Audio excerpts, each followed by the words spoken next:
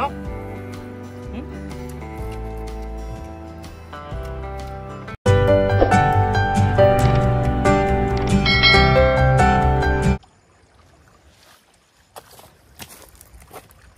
At yun, mapagpalang araw sa ating lahat mga kafengyo. At ngayong araw ay nandito tayo sa ilog para maglambat ng ating uulamin. Bali, mag-isa lang tayo ngayon mga kafengyo kasi busy yung mga kasama natin, kaya magka-catch and cook tayo dito. At sana makarami tayo mga kafengyo para mabigyan din natin yung mga kasama natin na nagtatrabaho.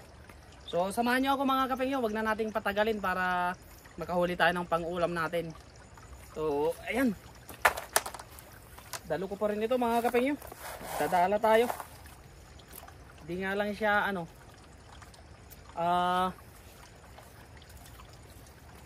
masyadong tawag dun. Yung ilog kasi ngayon mga kafengyo, kung mapapansin nyo, medyo malaki. Gawa ng lagi nang naulan dito.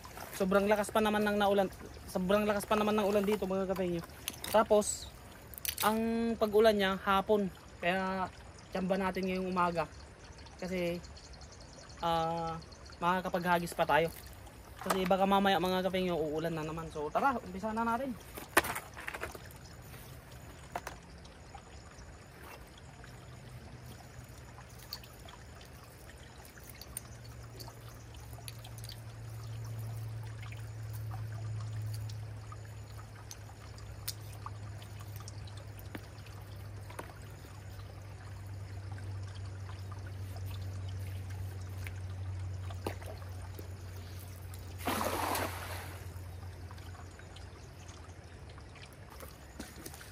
Lapit lang natin mga kafengyo. Mahirap talaga pag bagyo sa kalag. Ayun, meron. May nakita na agad tayo. Oh, ayun oh. Ayun oh. Oh.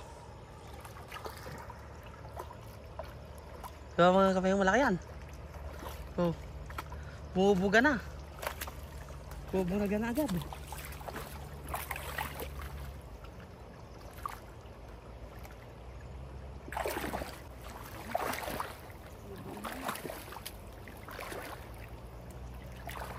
Wow, ang sarap naman nito. Pang mga kafengyo, pang ulam.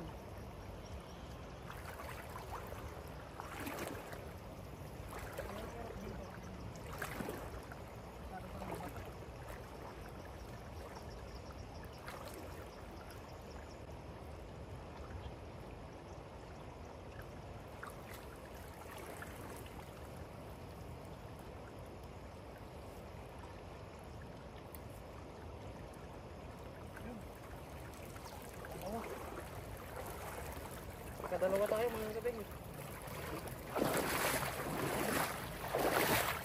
Ay, dalawa yung nahuli natin mga kafengyo.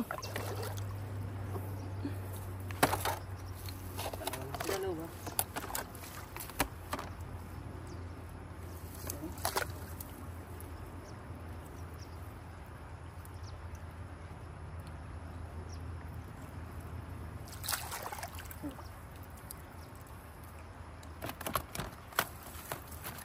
Tapos may isa tayong malaki na nahuli. So, yan. Pang ihaw mga kafengyo.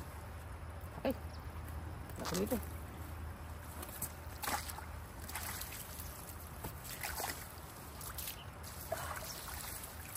Mamaya mag-iihaw tayo dyan mga kafengyo. Nadali na yung mga natin dyan.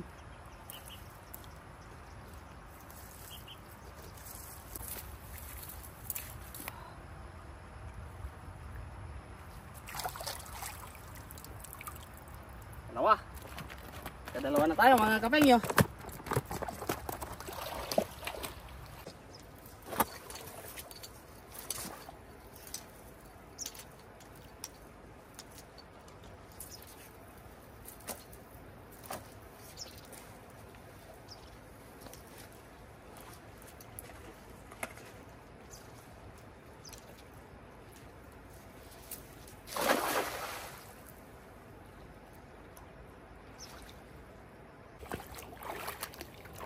Walang isda ngayon ah.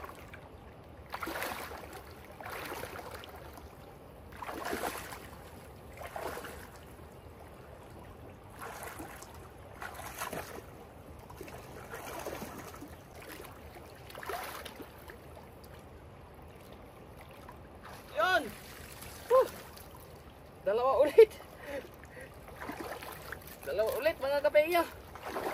Ahay.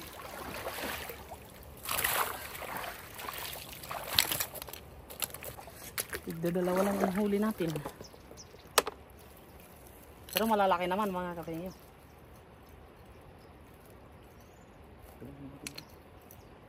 Ano kaya to? Parang perlas naman to mga kapengyo. Ay, gagamitin natin ito. Uy. Kala ko wala eh. Walang gumagalaw mga kapengyo eh. Ano?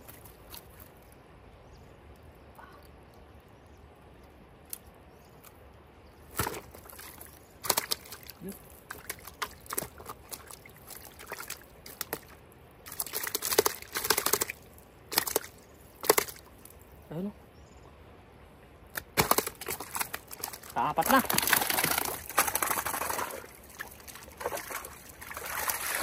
Ay, hagis pa. At ayan mga kapengyo. Isang hagis pa tayo bago tayo magluto. Talagang ganito dito sa ano mga kapengyo, dito sa ilog kapag umaga. Kalat ang isda. Eh hindi naman tayo masyadong nakakapunta ng hapon dito mga kapengyo gawa ng naalaging na ulan. Kaya umaga lang tayo. Okay na yun mga kapengyo kasi ang ano lang naman natin. Kakain tayo dito sa ilog parang picnic ba. Yan.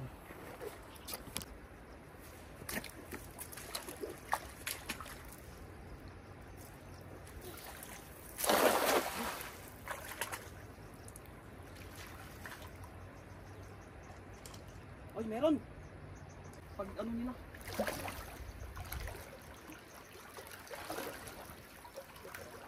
Kapag ano, sataw.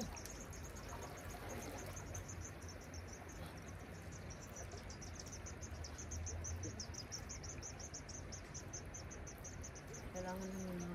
Ano, oh?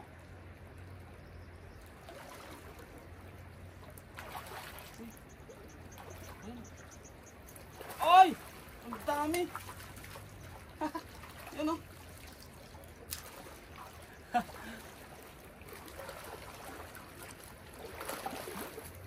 Ayan mga kapengyo. Ito tayo dito. Pagluluto na tayo. 3 hagis lang.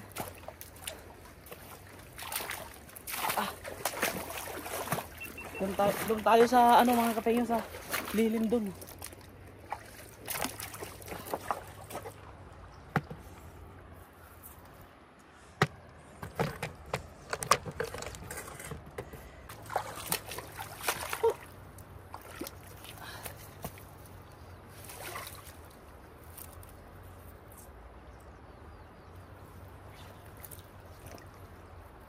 Sabi ko na nga ba mga kapengyo eh.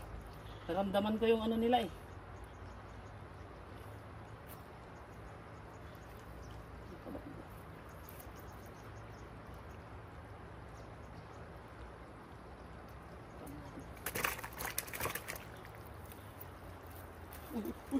Sayang, sayang, sayang.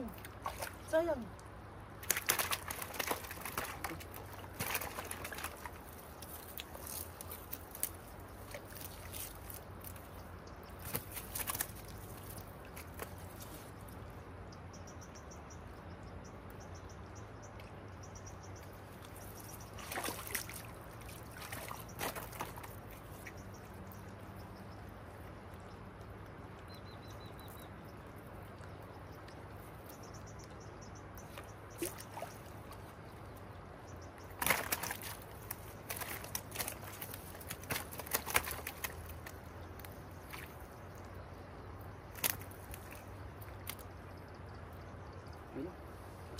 Okay.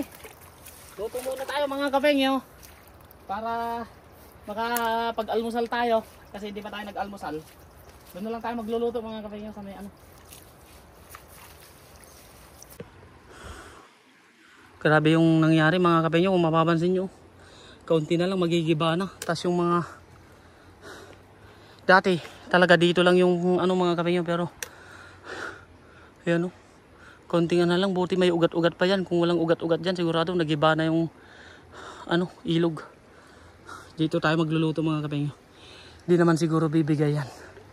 Kasi ang gagawin natin, dito kasi may lilim mga kapengyo, kaya dyan tayo magluluto. Basa yung mga mga kapengyo, basa yung mga kahoy. Kaya nagdala tayo ng uling na pwede natin gamitin sa pag-iihaw.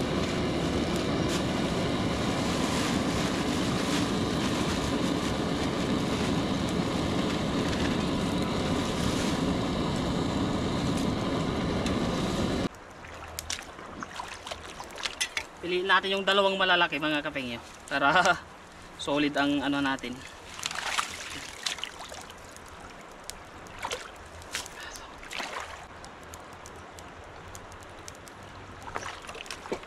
Ito yung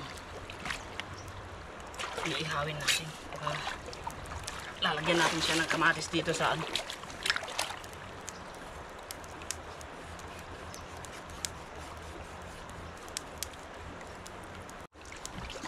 So ito mga kapengyo, ito na yung ihahalo natin. Lalagyan natin siya ng ng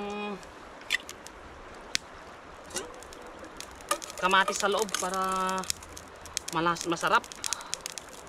Kamatis, tapos ito konting dahon ng dahon ng sibuyas. Kakamis kasi dito mga kapengyo, masarap kumain dito sa tabing ilog eh.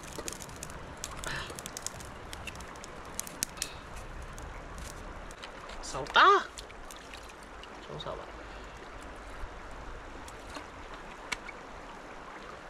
Tapos sugasan natin yung tilapia, tapos okay na mga kapengyo. Pwede na natin itong ilagay sa loob ng tilapia. Okay. Sa ilalim. Para mabango.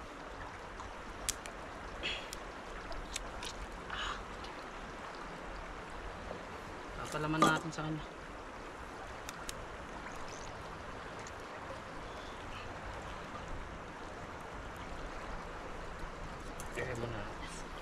I-ice muna natin ito mga kapengyo.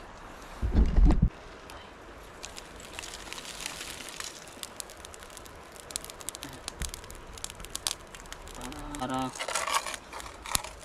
hindi yan lang yung technique para hindi siya masunog. Lalagyan natin siya ng asin dyan sa kabila. Hindi siya masyadong masunog, kumbaga may protection siya. O ayan, lalagay na natin.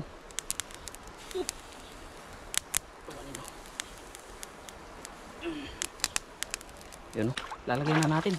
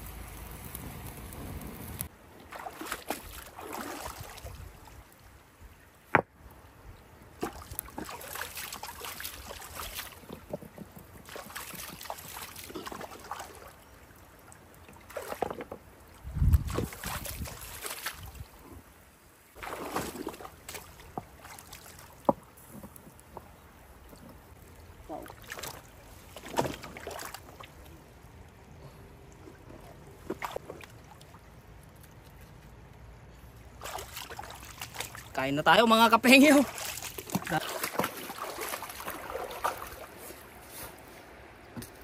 Ay.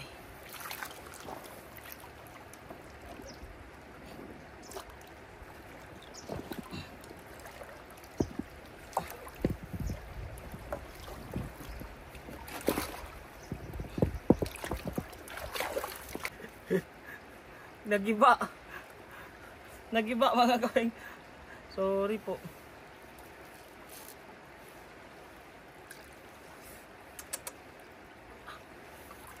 Ala, nagiba yung ano natin.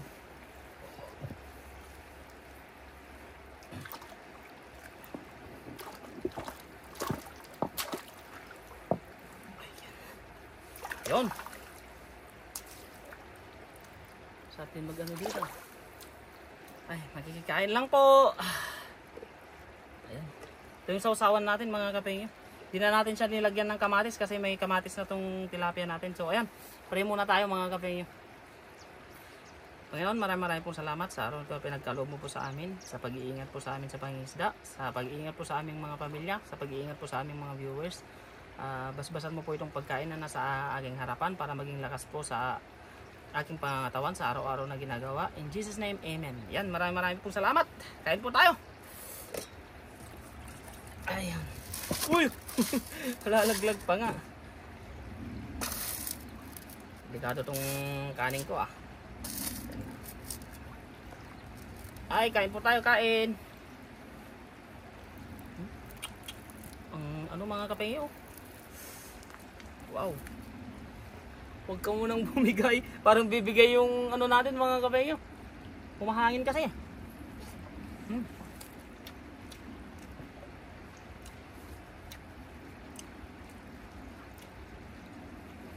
Oh.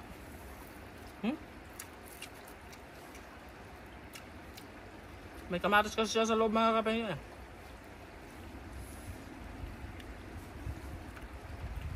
Yummy.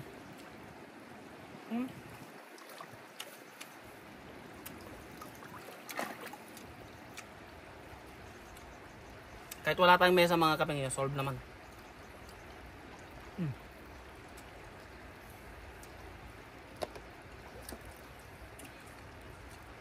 Tapos meron tayo ditong ano, talbos, dahon.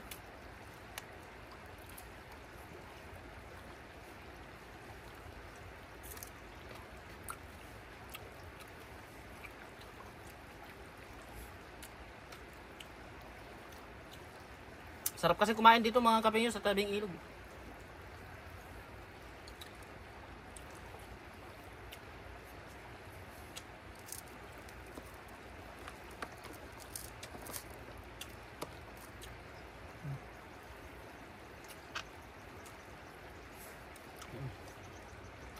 Kain po, kain!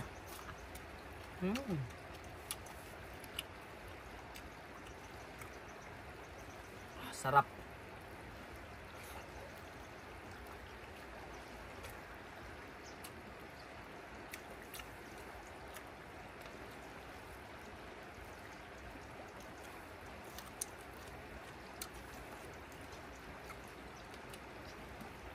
Isa lang yung nakalimutan ko mga kapengyo. Yung ano, ang tawag doon,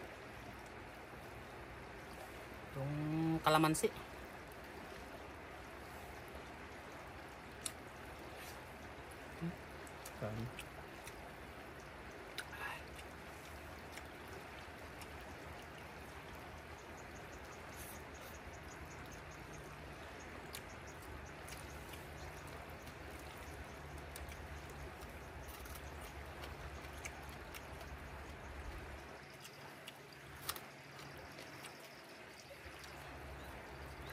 Yung araw kasi mga kapengyo,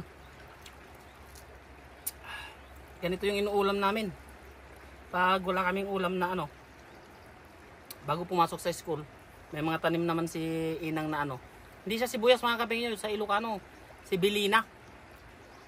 Tapos may bagoong, yan, sasawsaw na namin yan sa bagoong mga kapengyo. Tapos mas maswerte pa kami pag ano yung bagoong, may mga isda-isda siya na laman. Kasi yung ginagawa namin, iniihaw namin yun sa baga. Tapos yun, magkakalasa na yung ano namin, magkakalasa na yung kanin namin.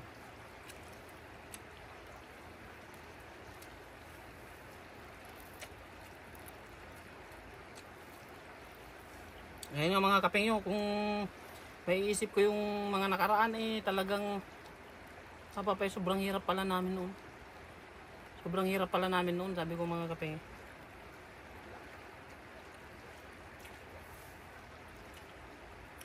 Kaya nagpapasalamat ako sa Panginoon kasi binigyan niya tayo ng pagkakataon na maranasan yung kahit papano. Hindi naman kaginhawaan mga kapengyo. Okay na sa akin tong ganito. Yung maibigay ko yung gusto na, yung maibigay ko yung ano ng nanay ko mga kapengyo, yung hindi niya nararanasan nung ano pa nung walang-wala pa kami. Yun lang yung pangarap ko mga kapengyo, yung maipatikim ko kay nanay ko o sa mga kapatid ko yung buhay na hindi nila nararanasan kasi sobrang hirap. Kasi si nanay ko mga kapengyo, sa totoo lang, hindi siya yung tao na nanghihingi ng ano. Ang talagang sinasabi niya sa amin, lalo na sa akin, mag-ipon ka ng mag-ipon kasi pauwi ka na. Yun yung sinasabi niya mga kapengyo. Pero yung bigyan mo ako ng ganito, hindi naman nanghihingi si nanay. Pero syempre mga kapengyo, kung meron naman tayong kaunting pera ganon, syempre hindi natin papabayaan hindi ko papabayaan yung magulang ko.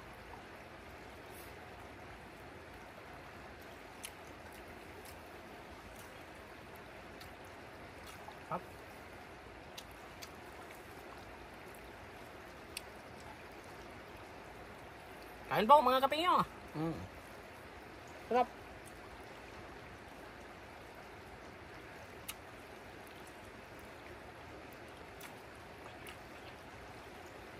Simpleng buhay.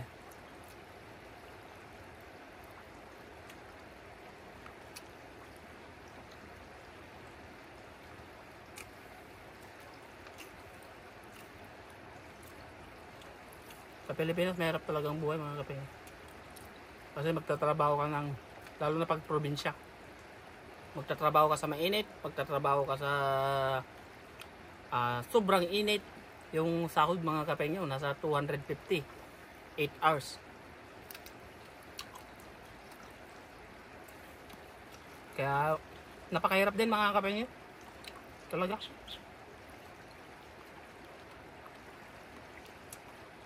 Kaya talagang sobrang thankful ako sa Panginoon kasi binigyan niya ako ng pagkakataon mga kapengyo.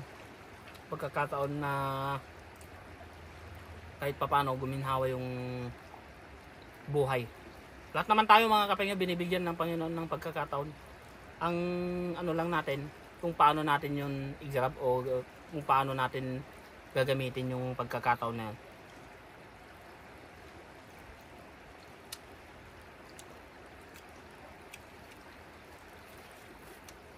Kasi mga kapengyo, totoo lang, kung di ako nakapunta dito sa Taiwan, buhay namin, hindi ko alam mga kapengyo kung may pagbabago ba. Kasi hindi naman ako napag-aral mga kapengyo. Bago ako pumunta dito, ang trabaho ko dishwasher. 4,000, 150 isang araw dishwasher mga kapengyo. Isang oras na overtime 18.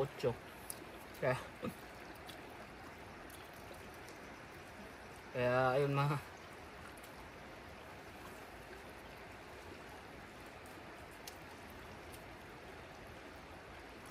kasi wala naman kaming lupa na sinasaka nung araw mga kapengyo. Nakikisaka lang din kami.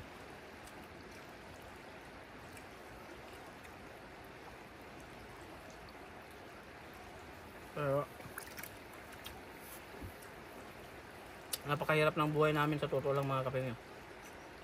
Lahat na siguro ng hirap napagdaanan ko na.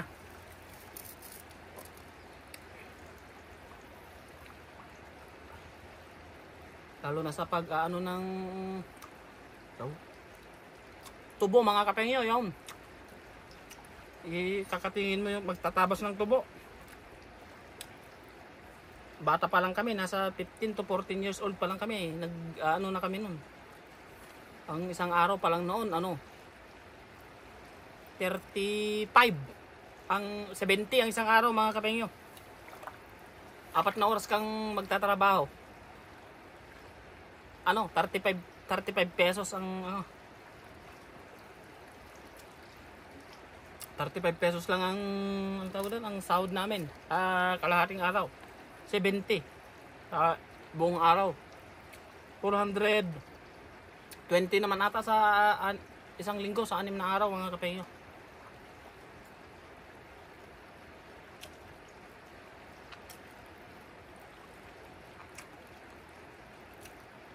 Kaya grabe. Dito sa Taiwan mga kapengyo, kung ano yung mahirap na trabaho, yun yung mahal. Kagaya ng construction nila dito mga kapengyo, 8 hours umabot daw ata ng 2,000 ang isang araw. 8 hours. Oh. Ang tawag doon sa atin kasi mga kapengyo, pag wala kang pinag-aralan,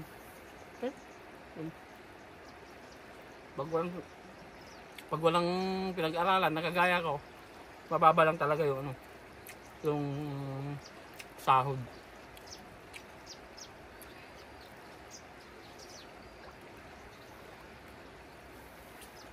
Biruin mo mga kapengyo, 35, 70 ang isang araw.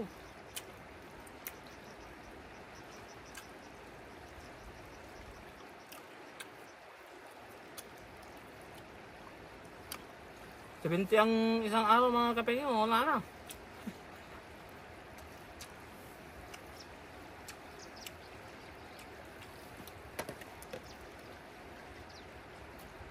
Tapos yung 70 na yun mga kapengyo, kapag sumahod na kami ng isang linggo, binibigay namin yung lahat sa magulang namin. Depende na yun kay nanay namin kung bibigyan kami. Binibigyan naman ako dati mga kapengyo 40 ganon, pero masaya na ako sa 40 mga kapengyo, sa totoo lang. Nung araw talagang ganon yung patakaran, lalo na sa probinsya namin. Pag sumahod ka, ibibigay mo lahat kay nanay kasi si nanay yung naggagasto. Kaya kapag sumasahod ako isang linggo 420 ganon, binibigyan ako ni nanay ng 40. Okay na ako, masaya na ako mga kapengyo, kasi ilang taon pa lang na ako noon, 15 years old, 14 years old. Tapos pambili na ako ng banana Q. Magkano la banana Q noon? 2 pesos ata ang isang ganon. Busog na ako mga kapengyo.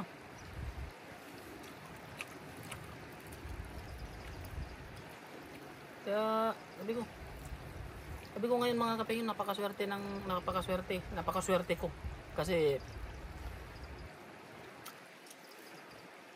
yung pagkakataon mga kapengyo, na binigay sa akin ng Panginoon.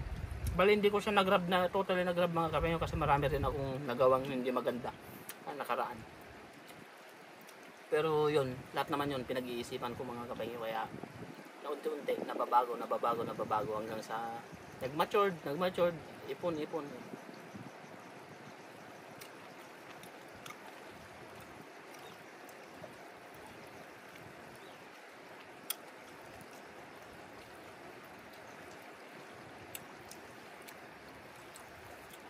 So ayan mga kapengyo, maraming pong salamat sa lahat ng suporta nyo sa amin. Shoutout po kay Ma'am Pasita Eliazar, kay Sir Jesus Eliazar. Shoutout din po kay Ma'am Rochelle Tejada at kay Sir Edwin Tejada, kay Ma'am M. Soriano, kay Ma'am Agnes Gabrilio, kay Ma'am Regine Emerald, kay Ma'am Hermie Castro, at sa lahat po ng sumusuporta ng Kapengyo Channel. Maraming pong salamat sa inyo. Napakalaking tulong po yung panonood nyo sa aking video. Kaya hindi ko man po kayo ma-mention lahat, ay lubos-lubos po yung pasasalamat ko, kasi lagi po kayong andyan. At pasensya na po kayo kung Ito lang talaga yung alam kong content.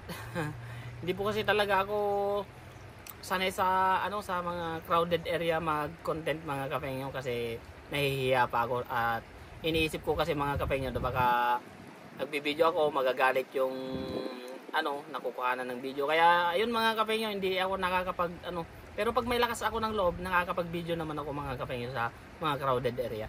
Pero dito na lang ako mga kapengyo sa ilog-ilog muna. Ayan. So ayan mga kapengyo, maraming po salamat. Ingat po tayo palagi. God bless po sa ating lahat. Bali ito pala mga kapengyo, iuwi ko na lang kasi sobrang laki nung nakain ko. Kaya iuwi ko na lang tong isa para kay utol na lang. Ay, uwian na.